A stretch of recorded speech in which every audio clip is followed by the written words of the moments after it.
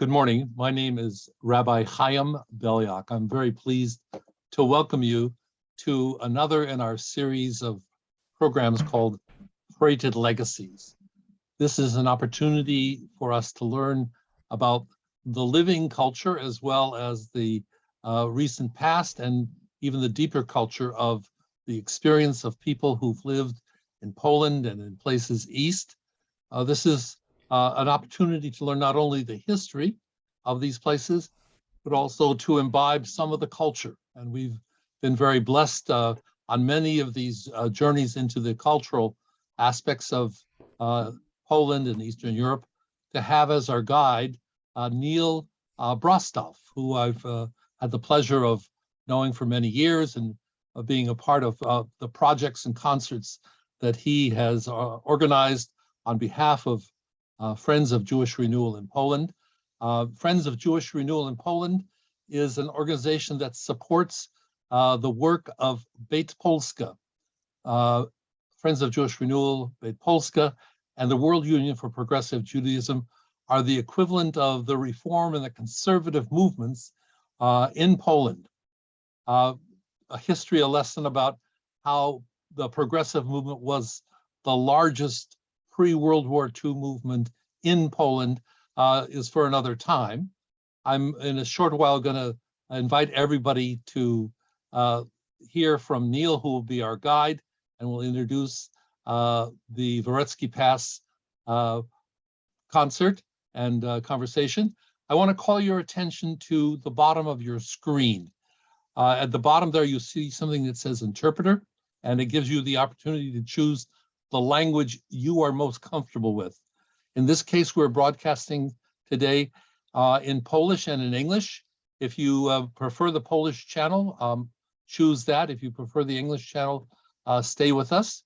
We're going to have just a brief update on one of the great concerns of the moment. Friends of Jewish Renewal and Beit Polska has taken on a great responsibility with the arrival of Ukrainian refugees. And I've asked Dominika Zakraszewska, who's in Warsaw, to perhaps just share a little bit about what we're doing in terms of greeting refugees, helping them, and our involvement. Dominika? Dominika is our executive director. Hello, it's a pleasure to meet everybody today. So we are now undertaking several initiatives to support refugees and immigrants from Ukraine in Poland. First of all, we are welcoming people to our Shabbat services and for Friday dinners. This is the effort which we started already at the beginning of the summer, and we continue.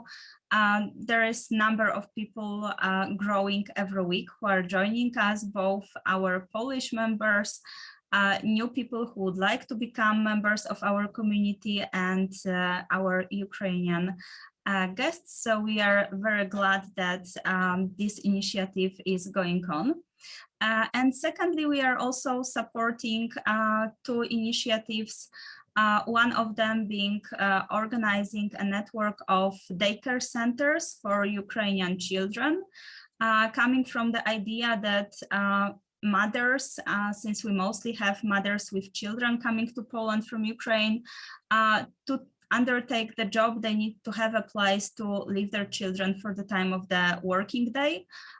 So we are supporting the initiative to organize those places. And we are also supporting one of the schools for children with disabilities to be able to also accept Ukrainian children with disabilities and take care both of their schooling, and right now during the summertime also organizing for them specialized daycare and day summer camp. So these are three initiatives that we are especially focused on, and we are very glad that they are going on developing, and we hope to continue. Thank you, Dominika. We are continuing to be focused on this issue. We understand that in this world where many issues are in front of people, remembering the situation in Poland with the refugees is a key commitment, we think, of being humanistically and Jewishly committed. At this time, I'd like to turn to Neal Brostof, who will be leading the majority of the program. I would just like to call attention to Marek Yazowski, our chair, who is today a silent partner, but nevertheless present. He's remodeling his home. And our translator, Marzena Szymanska, who is translating into Polish. Please, Neal, introduce the Veretski Pass, and we are very appreciative of their presence. Neal, take it away. Thank you. First of all, I want to thank Rabbi Chaim Beliak. I want to thank Dominika, who I had the pleasure of meeting in Poland, just in Warsaw just a month ago. Even though I think we met briefly 6 years ago, I think before in Poland. And Marek, who I had the great pleasure of meeting and spending time at his home in Warsaw, and getting to know him and making music with him in a concert in Kielce on July 4th. So Veretski Pass is a multi-instrumental confluence of musicianship, academic scholarship, and endless curiosity. We could say they are a Klezmer band, but they are much, much more than that. And also, full disclosure, they are good friends of mine. So I would like to ask them, for starters, to explain their CD called Poilin, a Gilgul. So a Gilgul is about the transmigration of souls. And I'm wondering, for one thing, how that's different from a Dybbuk, because we know about the Dybbuk and the play by Ansky, and then the film in 1937, and how we colloquially use the term Dybbuk, meaning things that we can't explain inside of us that sometimes make us appear to be very bad or troubled people. Okay, like a demon. All right, but the word for demon in Hebrew is the plural is shadim. So there are nuances of difference between shadim and Dybbuks, but that's we don't want to get into that now. But if you could tell us about the parrot's story, a Gilgul Funanigan, the transmigration of a nigan, the metamorphosis of a melody. I think that might be a good start. So just full disclosure, also, our Veretski Pass is a trio. We have a bass player, Stu Brotman, who's not here. So we're kind of 2/3 of Veretski Pass. And I'm going to let Josh talk a little bit about why we titled it Poilin a Gilgul. I'll just let you know that we always gather music first. And then we say, okay, what kind of story can we, or what should we title this? So, our process is gathering melodies. We gather melodies, and sometimes that takes years, sometimes it takes weeks. And then we kind of start to arrange them. And as we then have, full pieces, many of which we compose in a particular style, then we try to look at it as a whole and try to find, a concept that fits. So the concept really comes second. I want to say it's very analogous to a Hasidic story where a visitor comes to this village and he sees all these barns with these bullseyes on them and an arrow right in the middle of the bullseye. And he's impressed, and he goes to the rabbi and he says, you must have the best archer in the world because he's hitting all of these bullseyes, all of these circles right in the middle. Who is this guy? And the rabbi says, oh, that's the village idiot. It's not like you think. He goes and he shoots the arrows at the barn and then he paints the circle around it. And it's very much like our process. We do the music first and then we find the concept, just like Cookie said. But the idea of the melody, the story, the parrot's story of the transmigration of a melody fits so well with how we deal with material. We take a simple melody, we may change the meter, we can change the tempo. It might be a fast melody that we play very slowly, or even kind of improvisatorily, if that's a word.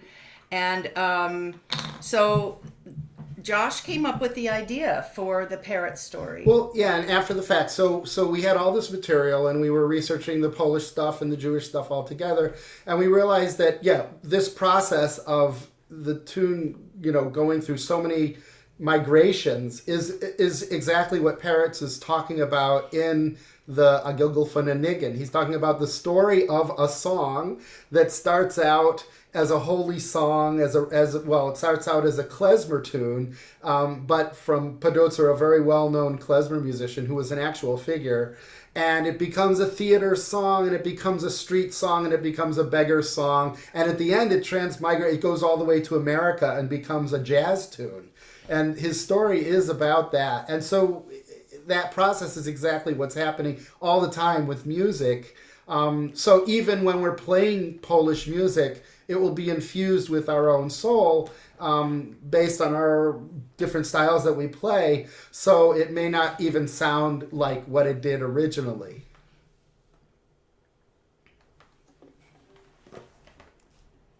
So I have a question about this, because you raised a good question, which reminds me of important differences, I guess, between what one might call Polish klezmer music and Romanian, or let's say more broadly Bessarabian klezmer music, in terms of the fact that so much of what one might call klezmer music in Poland is really really dynamically linked to Polish folk material. So Krakowiaks, mazurkas, polkas, and so on. The same things that Chopin in his piano music tapped into, because he could never, even though he lived in Paris from the time he was 19 or 20, he was always Polish. He could never leave his Polish roots. And by artifying folk material, he created, a whole new soundscape of beautiful, beautiful classical music. And so maybe you could say a few words about how that is different, Polish, in quotes, klezmer music, from Romanian and Ukrainian and so on klezmer. Well, we recognize, we hear something, if those of us who have been around long enough, even more or less klezmer amateurs like me, and say, I know that's Romanian. There are things in it that just scream Romanian, but Polish is different. So what is there about that makes it different? I'm going to give you not a long answer, but I have to start with the fact that in the klezmer scene today, there's been a kind of an obsession with the Bessarabian, West Ukrainian, Moldovan, Romanian area. And so that's what we hear, what we think of as klezmer today is very much a lot of times from those regions. But if we look back to the 19th century, there were a lot of klezmorim in Poland.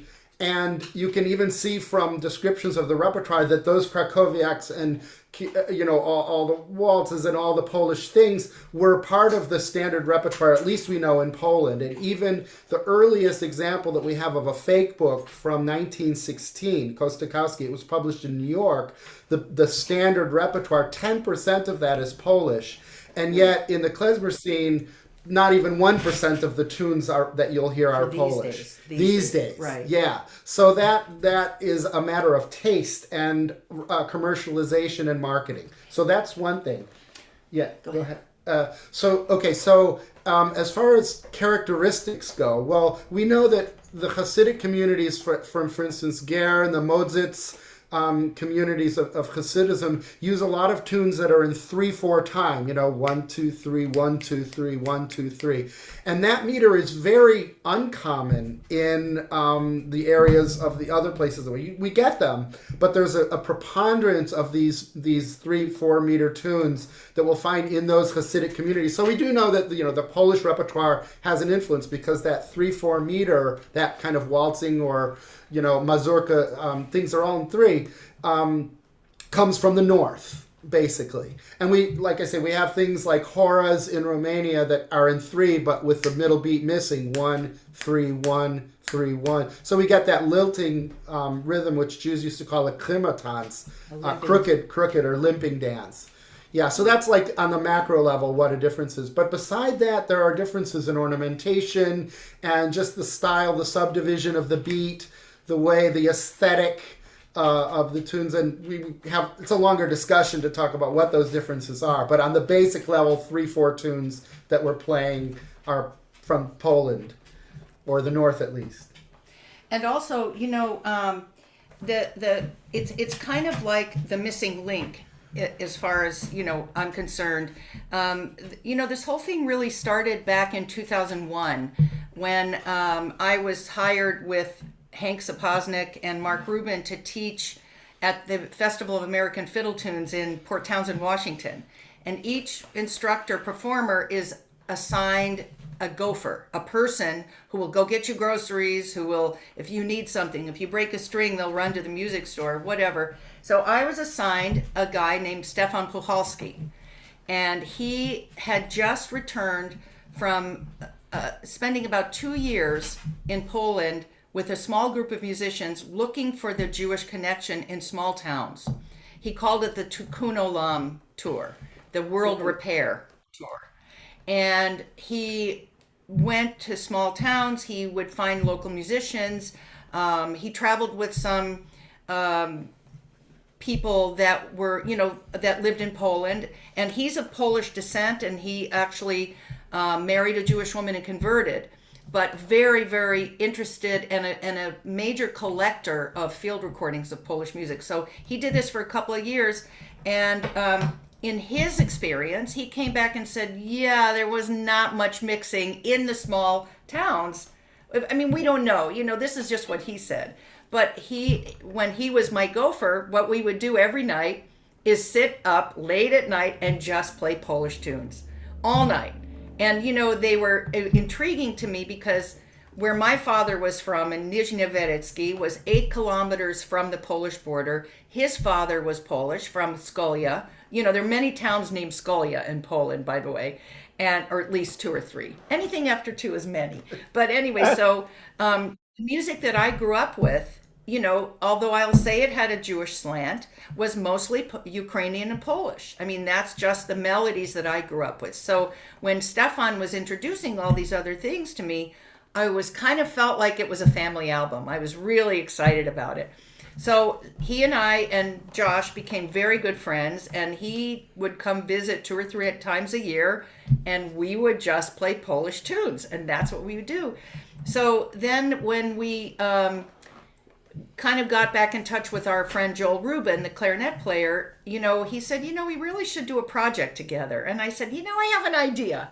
How about let's do a Polish-Jewish project, not making any academic claims, not saying this tune was shared by Jews and Poles, just approaching it as musicians, saying, I like this tune and I like that tune. Let's see if we can put them together. This one's Polish. This one is from the Oscar Kohlberg collection, who was the priest who went through the Polish lands in the mid-1800s, collecting melodies, traditions, stories. There's almost or maybe around 100 volumes where he went to different regions because he felt that a folk was described by their music and traditions. So he collected very, very few Jewish tunes, maybe because, like Bartok, he felt the Jews were an urban people, and in reality, most klezmer music comes from the cities because Jews mostly lived along the main street in the cities, and many small towns, they were not allowed to own land, so they were city people. So unlike the Fiddler on the Roof kind of sensibility. It's a Broadway show. It's not historical fact. Most of our music that we play came from the city. So anyway, when we decided, to just find some things that would work together artistically, and then we, of course, infused it with a lot of the Kohlberg collection that he called Jewish, and we made a musical project out of it, making no academic claims of relationship. But in doing so, we made a relationship for those tunes. So we took some Hasidic tunes that come from Poland. We took some Polish fiddle tunes. We took some melodies from the Ukrainian-Polish border. We made a suite out of something that starts Ukrainian and then goes Polish. So it was kind of just an artistic project. Thank you for that wealth of information and great introduction to how the CD and the project with Joel came to be. So maybe let's if you could introduce and play some tunes. I think this would be a great time for our audience to actually hear some of this music.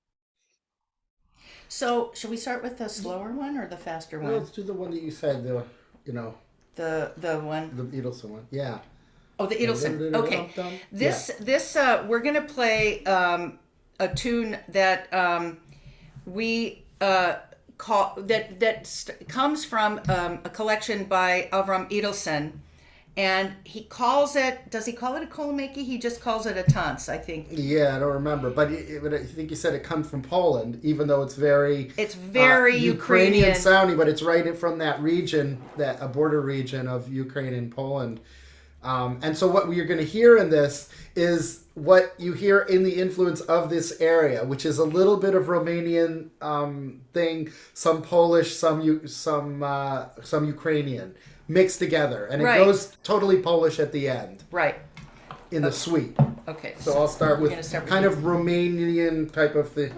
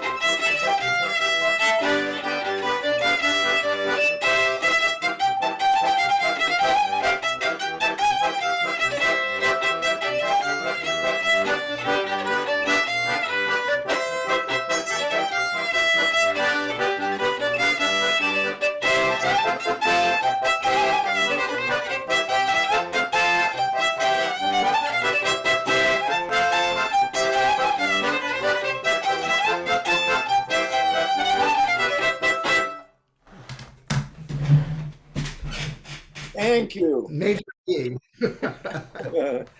Thank you. So,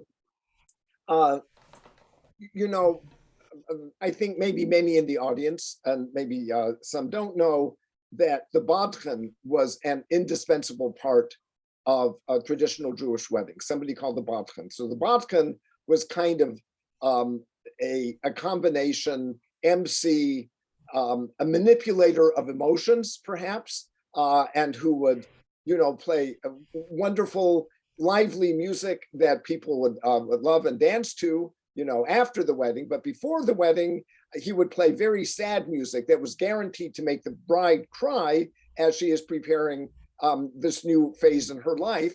And she might be 14 or so, leaving her parents to get married. And those kind of recitative-ish melodies are called doinas, and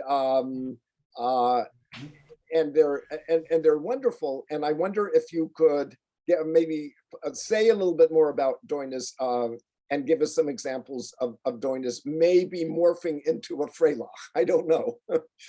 Very minor doina. Okay. Yeah, sure. So doina is actually, it's a Romanian word, or a pre-Romanian Dacian possibly word. It's also a word that appears in Lithuania, daina, which just means song.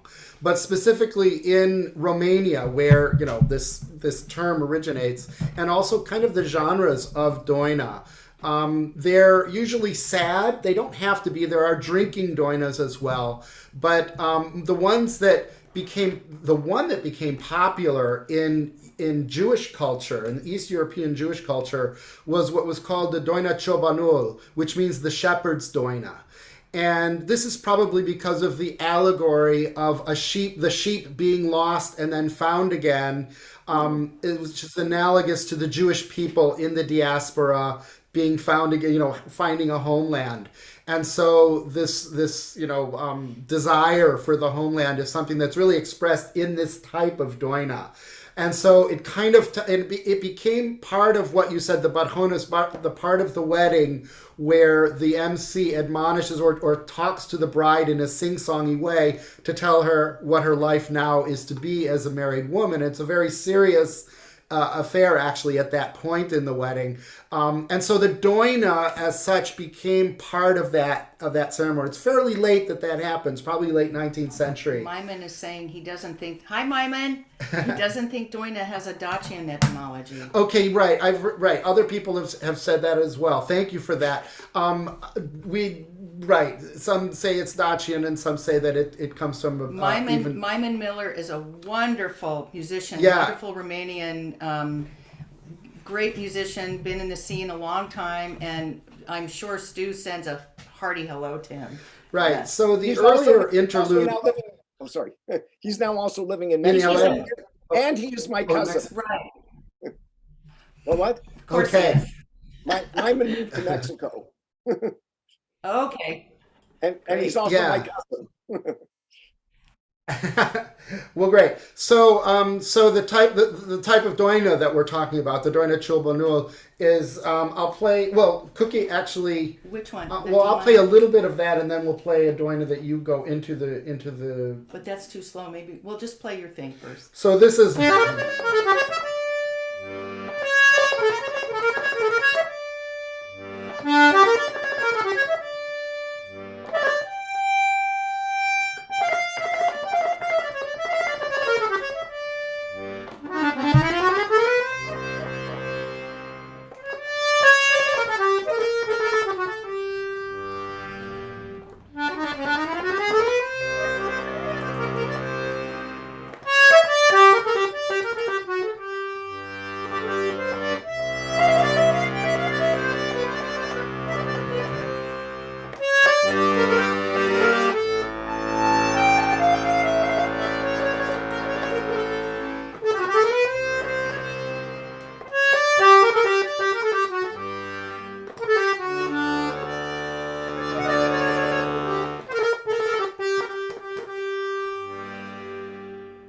That's one type. So that's sort of the shepherd's song. But then, what we did is, in researching different historical, like the Oscar Kohlberg collection of what he called Jewish music was kind of interesting to us, although we took some of the melodies and changed them quite a bit. And one of the melodies was called I Went Away. And I took a very small, let me even see if I have the original here, because I took a small part of that and kind of turned it into a doina. And I'm going to play for you the original of the way it was in the Kohlberg collection, and then I'm going to show you what I did with it as soon as this music software opens. And so just to show you how, okay, that's fine, missing fonts is okay, let's just get this open here. There it is. So here is the Kohlberg, what he transcribed as a Jewish song, and then we'll play the doina that I made out of it. Here it is.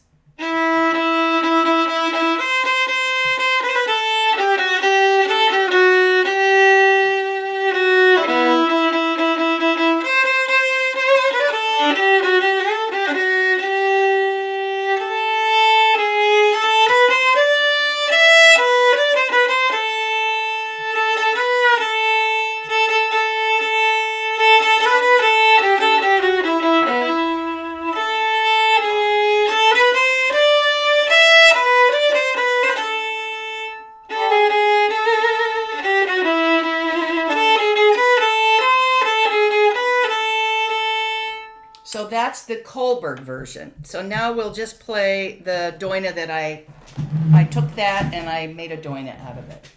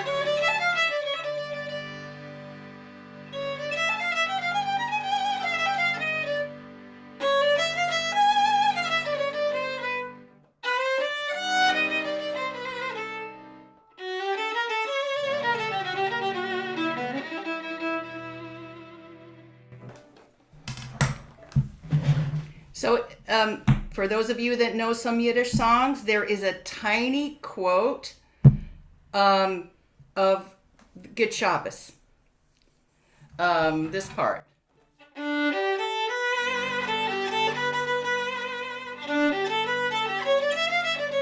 So I took the Git Shabbos Yiddish tune and I just kind of squeezed it all together. And the very start of her doina actually has a besetzen, the Berchonis quote. When you start, after you go from G minor, I'll show you.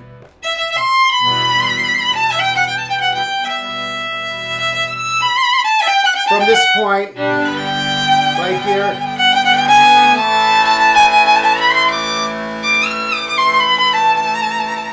That much, yeah. That movement, that type of movement is very common in the Berchonis when he's admonishing the bride. Yeah, and this is on the record. This is on our record. And what we do with this is we go to a little oberet that we slow down. And then we go to a Hasidic tune in 3. And then another Hasidic tune that's in 2 from Yuri Sharvit. And so a lot of the music that we use is either from field recordings or personal, collections of family members from our friends. Joel Rubin provided the Yuri Sharvit collection. I think of his. Or he's a musicologist living in Israel who's done a lot of work on Yemenite music, but is also from an Ashkenaz family. So and this is from recorded his father singing. Yeah. And also we changed it quite a bit. So, you know, the record has Veretski Pass and Joel Rubin in clarinet. It was the first time that we actually added a clarinet player into our group. I mean, just for that recording. So, okay, let's see. Somebody said provide the record title of, okay, let me type it in. It's Poilin a Gilgul. I'll write it here, of the actual record. It's called Poilin. Oh, my caps lock is not working. It's capitalized. I'm just doing it the child way. Yeah, it's Poilin a Gilgul. Yeah. So I was going to suggest that you do that, and I'm not sure, is only my face seen or more of me as I'm speaking? You see your chest a little oh, bit. you're wearing our T-shirt. I don't know if there's a Polish, I don't know if there's a Polish or an Israeli word for shill, but but sometimes I feel like, you know, Volkswagens that show Marlboro things all over their car so they get a free car because they're advertising Marlboro cigarettes, God forbid. So every time I wear this shirt, which I do often, I feel like I'm a walking advertisement for Veretski Pass. So here, let me fix this. One Well, second. thank you for that, Neal. We'll start putting payments on that Tesla we've had our eyes on for so long. okay. There we go. Okay. Yeah. So, you know, like I said, we're not making any claims as far as historical connection. We're not making claims one way or the other. It's almost like, let's just pretend that this was normal for Polish and Jewish musicians to play together. And very likely it did. We just don't know. But with enough connective tissue that there are things from Poland that we know. Right. Yeah, I mean Jewish Poland as well as Polish. Right. So then there were also a category of tunes that we looked at, parody tunes. Tunes that were called by Polish musicians Jewish because maybe they were crooked or they were in minor. And there's one polka that's very well known called Szabasówka, which is the Sabbath polka. And it's kind of is it D minor? Yeah, well, we played in D minor. We played in D minor. So maybe we should play that. It's on the record too, but maybe we should play that for you. What do you think? It's one of the most common. Yeah. And the way that it's often played, it has 3 sections. Let's call them A, B, and C. It's usually played A with a repeat, B with a repeat, A once, and C. But Jewish musicians will oftentimes squarify something that's a little bit off. So we played it on the record A, B, B, C, C. And we go back and forth playing it both ways. So I think we'll play it the way we did it on the record right now. Is that okay? Good. Neal, okay? Yes, absolutely. I'll give this.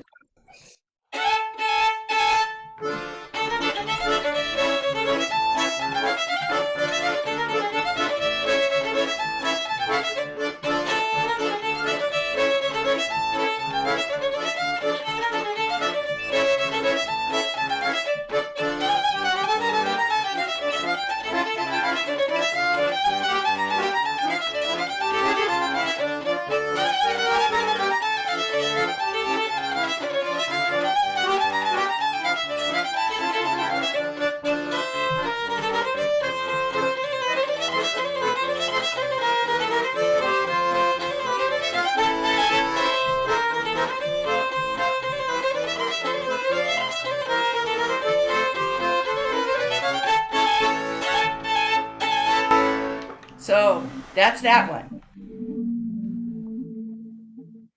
Thank you. Okay.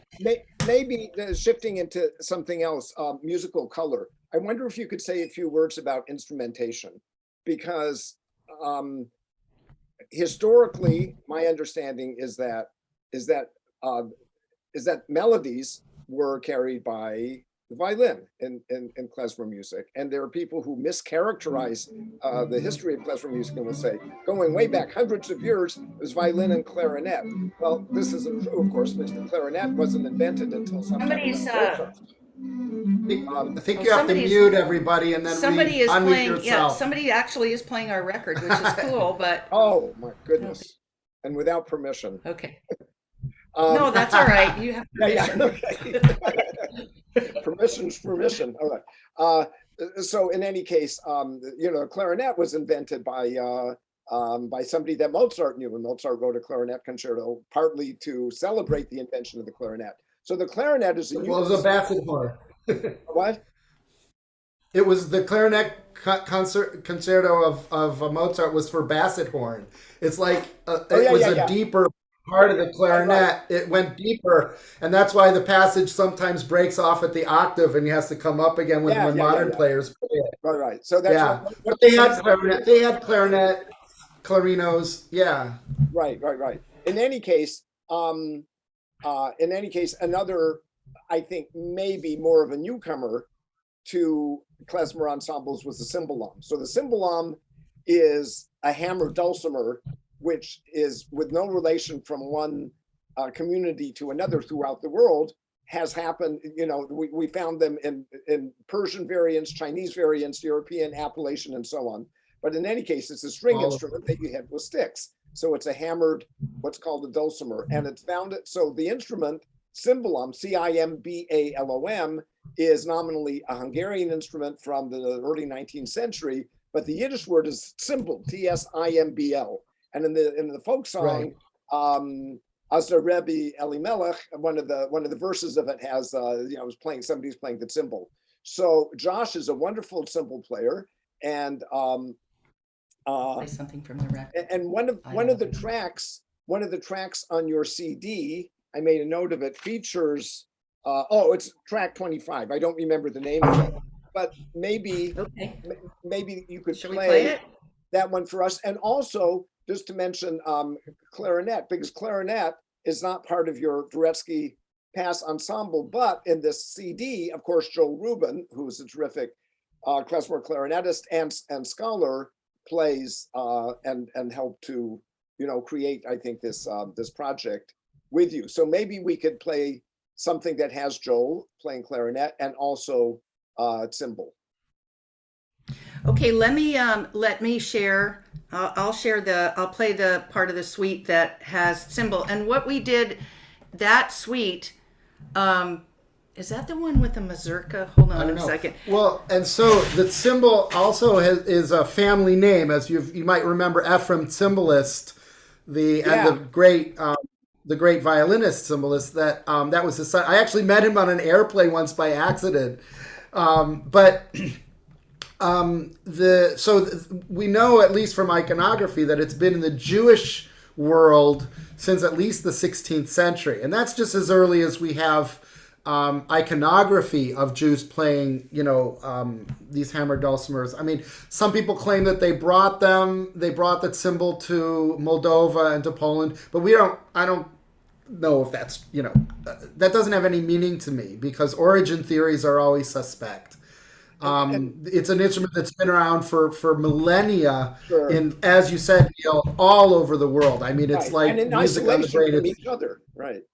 All these communities. With some similarity. So there's, it's very popular in Polish music and in especially Galicia, but also, as you know, in Hungarian and Romanian music. But yeah, so the idea of the string ensemble was very important in Jewish life. And yeah, the clarinet enters fairly late, actually, probably the mid 19th century. Right.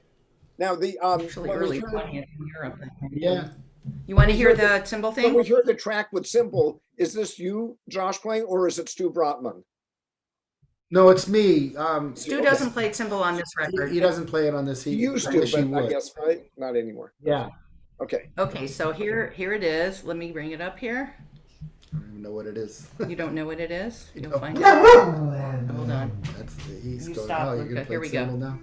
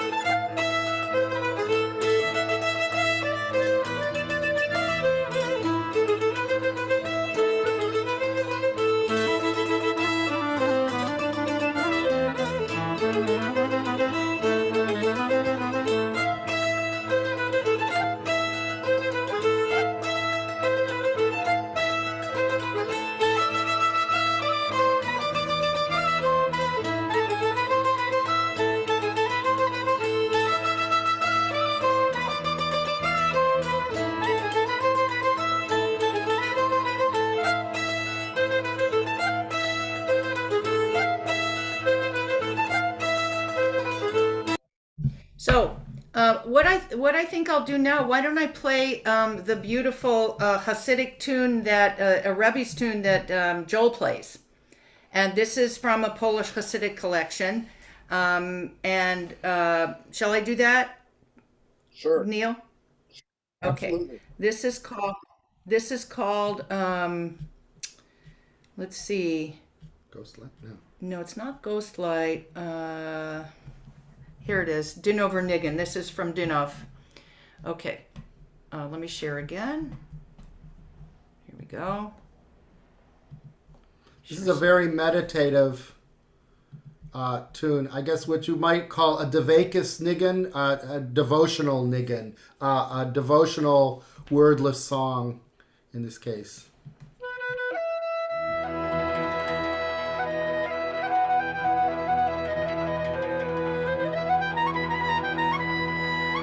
This is the doina. I'll go to the niggin. Okay, here we go.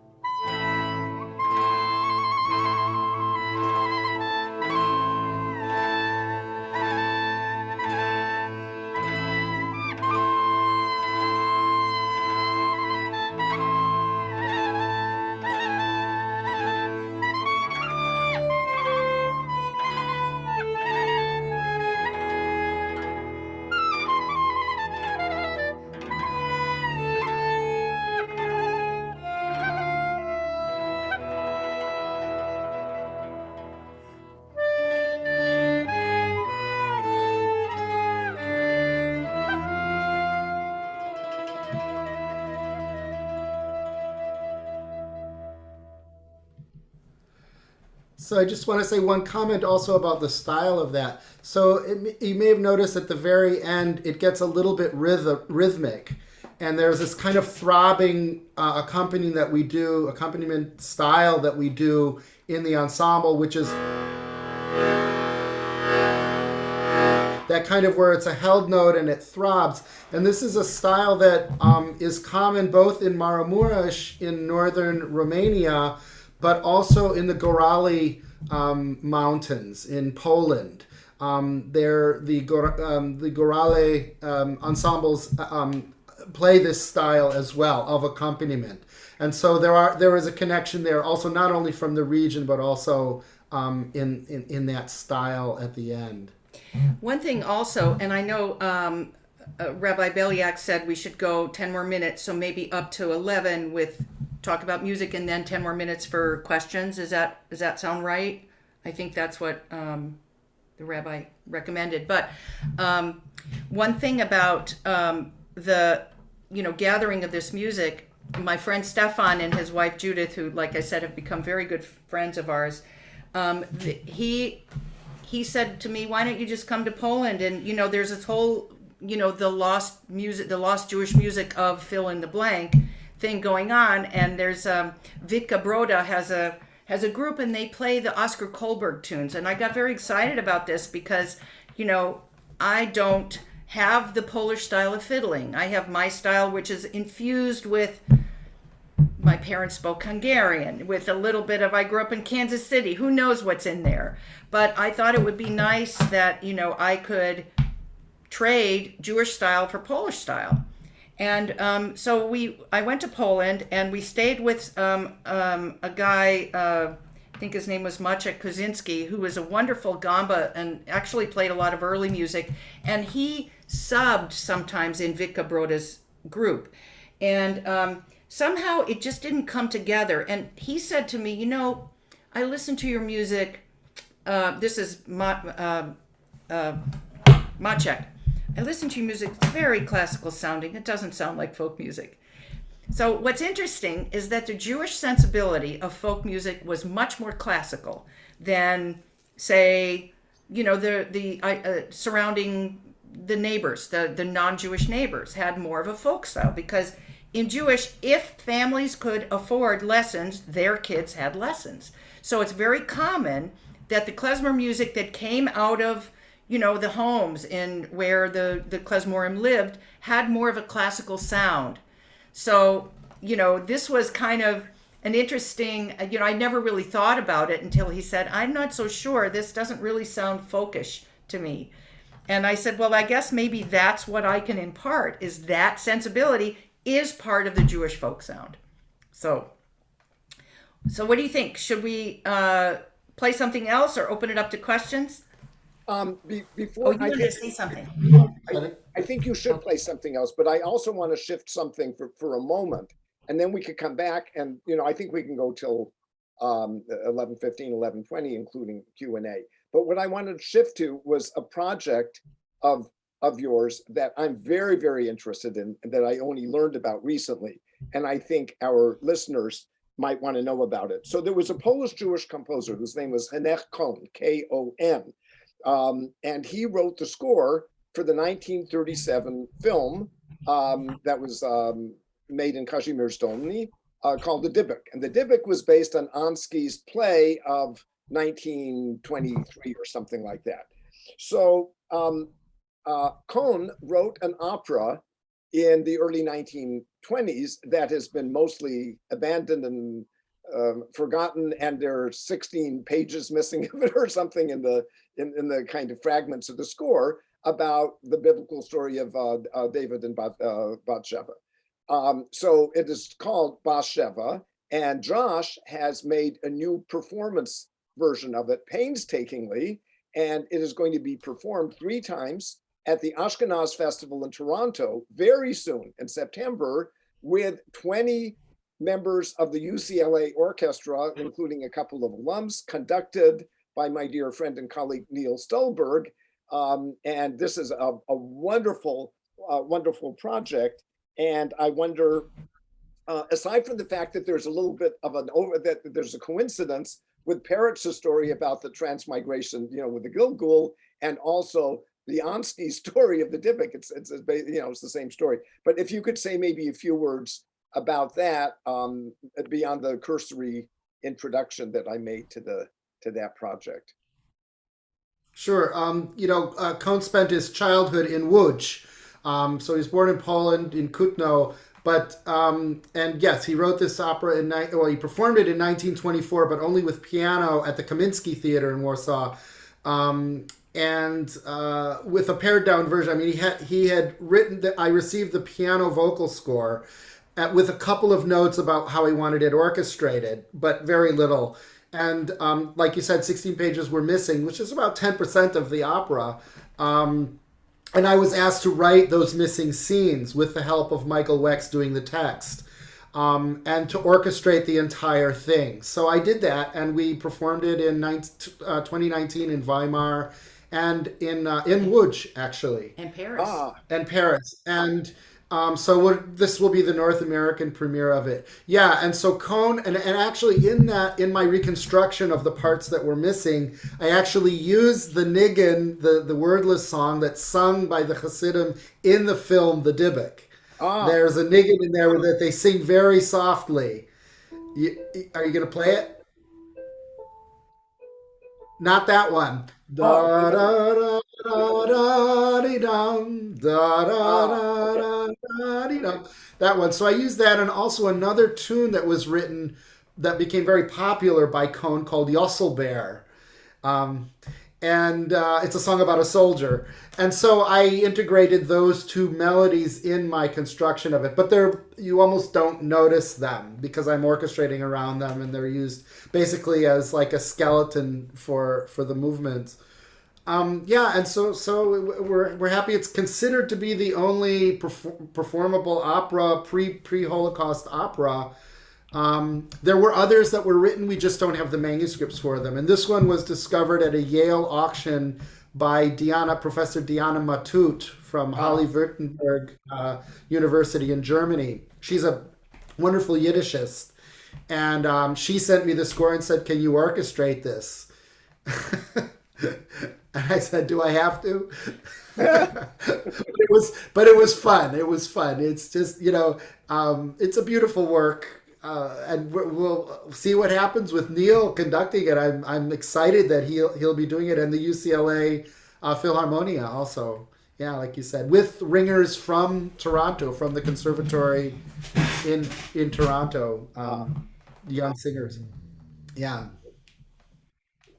Okay. Well, I got us off the track, and I'll leave it to you to get us back on track and maybe play one or two more, and then Q&A. Yeah. From the audience. Great. The one thing I did want to say is that some of the material came from recordings that Stefan made on his Tikkun tour back in the early, the turn of the 21st century. And, it's interesting. He is a wonderful musician and multi-instrumentalist and instrument maker, and very, very cranky sometimes. And so if he doesn't like something, you know it. So when I started to examine this material and I started to try to put in the folk Polish style, he goes, "Oh my God, stop that." So I just said, all right. I didn't get that. I was now not talking to you. So Sorry, I'm still not sure about that. oh my God. I think you need to silence that. So anyway, when we finally, I said, all right, we're just going to do it. We're going to take the material. We're going to do it in our style. He said, that's what I was waiting for. Because why not? It's very common that, there is also the making of a melody to be holy. And it's very common that the Polish Hasidim took a secular tune and turned it into a devotional tune. So when we started to decide we were just going to be ourselves on this material and not try to do something we don't do, then it became much more comfortable. So maybe we'll end the music part with the C major thing that starts with the F chord.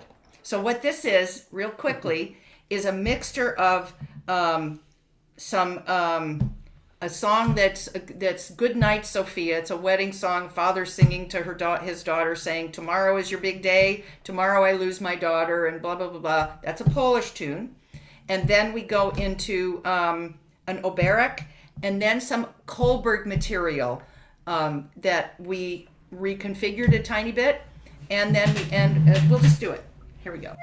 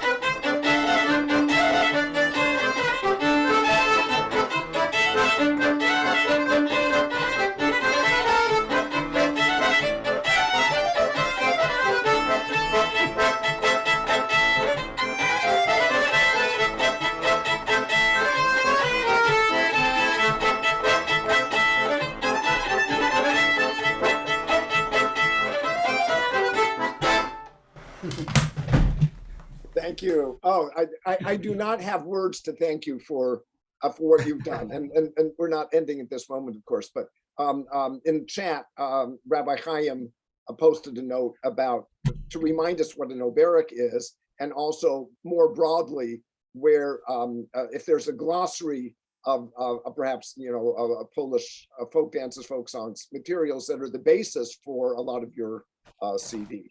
Probably. I mean, I would say that, you know, I'm not a Polish scholar, so the oberek is a dance in three. Mazurka is in three. There's also a is it Kujawiak? That's a slower. Yeah. A slower dance in three. There are several you know, things that are in three that are slow and dreamy or fast. And then polkas are usually in two. And it's interesting because there are some polkas, right? Krakowiaks are in two. Yeah. Kujawiaks are in three. Kujawiaks in three. Kujawiak is in three. Yeah. Krakowiak's in two. So. Yeah. Probably But- as a glossary. And We don't have one, but I just wanted to make one comment about one of the parts of what we just played. You may have noticed that in the middle part of that, I'm playing major chords while Cookie is somewhat in minor. And that's a thing that happens in Polish music when there are accordions there, because many of the Polish-made accordions would only have major keys on the left side, on the button side, on the chord side. And so even when the tune is in minor, the chords were still major. And so that's just kind of leaning on that fact of some Polish music that played with those types of accordions. So Polish-Jewish polymodality. There you go. Yep. And that same thing you get in Transylvania and especially in the area of Maramuresh, where you have a zungura, the guitar that's tuned to like A, E, C sharp, E, just a major chord, and the person that's playing it just puts their hand across all of the strings and strums it Like a and moves capo. it up and down like a capo, right? So, but they're all major key, they're all major chords, even when the tune is in minor. So that same kind of fact you get in that music too. I have Yeah. to say that this event has left me wanting more, and I want to thank you. Neal has no words, and I'm a rabbi. I should have words, but I have no words. I just feel like I've been so lifted, and certain kind of bliss, which has I felt this morning, hearing you and hearing your discussion of the music and the stories of how you've acquired this music has been wonderful. We are issuing an invitation right now. We'll work out the dates, but we want to be sure that you will be a part of our community and teaching us about this heritage.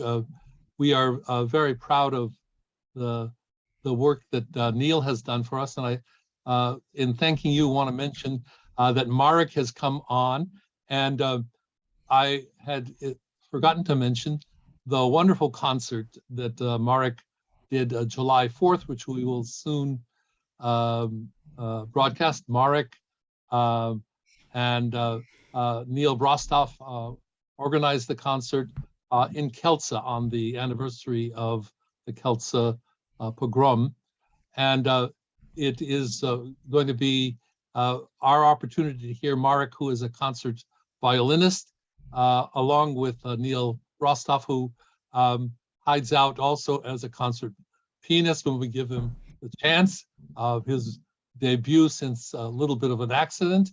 He's come back in better form. And also Ludmila, who has the spouse of Marek. This was a wonderful concert. We look forward to broadcasting it and sharing that and many other cultural artifacts. So Marek, don't hurt yourself while you're doing all that work fixing up the house. I want to just turn for a moment to our next program. And if I could share screen, I want to share with you the fact that on September 18th, we are going to have the opportunity to hear Kathleen Bogley, who has just published a few days ago a wonderful book, Letters to My Father, Excavating a Jewish Identity in Poland and in Belarus. Kathleen will be interviewed by a number of her colleagues, Louise Steinman, who recently published her book in Polish a year ago with our participation, and also a colleague from Wrocław, Dr. Ferenc, and a colleague, Gelia Frank, from USC. We look forward to this opportunity to hear what is one of the great stories of Kathleen's teaching just before the end of communism in Poland and her encounters with discovering her the story of her father's family in Poland. I do encourage people to discover that the book is available on the bookstores listed below. Letters to My Father, Excavating a Jewish Identity in Poland and Belarus. Looking ahead, the program Freighted Legacies has a number of historical events planned, including a discussion of Ukrainian history, Polish history, the intertwining of Jewish presence in these regional areas. And we have a series that we're going to offer with the help of Dr. David Beal from UC Davis, who lives in Berkeley, his massive study on Hasidism. And we're going to we're not going to do all 900 pages together, but we'll get a sense of this incredible historic achievement of his study of Hasidism. We look forward to involving, by the way, in that his work of scholars from Poland, from America, from Israel, and Germany, which is part of our mission for Freighted Legacies. I want to just thank again Cookie and Josh for a wonderful, wonderful program today. We will be calling on you again. I also want you to say to everyone that we accomplished something that was impossible. The dog, who was in the background, was quiet the whole time. So if we play music, he sleeps. He loves Really? to be in the middle of it. So when we play music, he goes right to sleep. Yeah. That's my And I have experience. treats. Right from my I gave him sermon. treats Yes. once in a while. Food does it too. Closing thoughts from Neal or from Marek or Dominika? I just want to thank Chaim again for his vision in initiating these webinars on a wide variety of issues that have to do with the Polish-Jewish experience. Absolutely wonderful, terrific idea. And I'm happy to participate in a small way with music related things as much as I can. And thanks again to Cookie and Josh, and endless thanks to you and to the not on screen but audible Stu Brotman on bass and Josh Rubin clarinet. Well, we want to thank you too. We want to thank Neal and Chaim and Dominika. Thank you so much for inviting us. We're honored. Marek, a final word from the chairman? I think painting. Okay. No. I'm still here. I do congratulate both Brian and Patty, or Cookie, as you're referred to, as I hear, for the wonderful work. Not just the performance today, but the incredible amount of work that this performance represents. Because we do hear that behind you there is the engagement and love and incredible amount of hard work putting this together and creatively reworking it for yourself and for your audience and for us, obviously. So this is incredibly wonderful heritage that you are carriers of, and we bow down and before you and congratulate you for the efforts. Said with Thank you the very much. knowledge of a concert violinist and a Polish soul, mixed with a good Jewish sensibility. Dominika, final word from you? It was great to listen to your music. I really enjoyed it, and I look forward to listening to it again. Thank you. Great. Thank you. Thank you. Thank you for inviting Thanks us. so much. It's really nice, really fun. See you on September 18th. Mark it down. We'll be in touch. Thank you, Chaim. Okay. Great. Thank you all. Thank you so much, everybody. Bye.